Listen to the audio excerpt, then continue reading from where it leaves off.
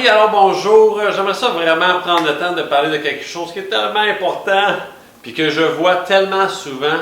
C'est que vous devez faire des rénovations de votre maison. C'est normal, tout le monde doit en faire. Bien, vous décidez de les faire vous-même pour sauver de l'argent. Tout le monde veut sauver de l'argent, c'est normal.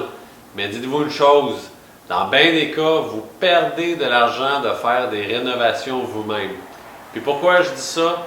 Je visite beaucoup de maisons par année, même par semaine. Je visite régulièrement des maisons avec des acheteurs.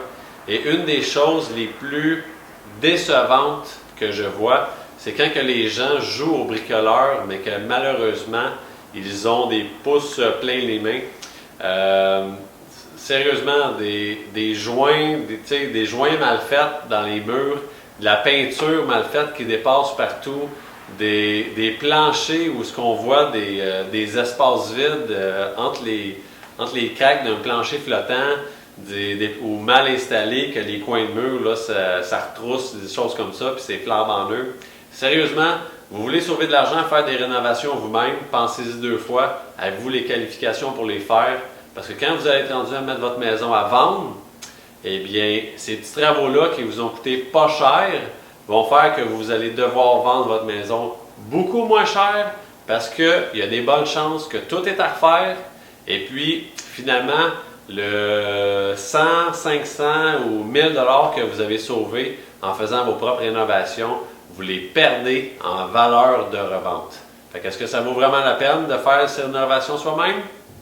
Oui, si vous êtes bon, mais dans la majorité, je peux pas dire la majorité des cas nécessairement, là.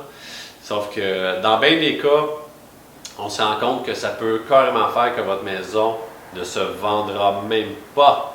Et puis, si vous avez trop fait de réno et qui sont trop mal faites, de recommencer, ça représente des coûts énormément élevés.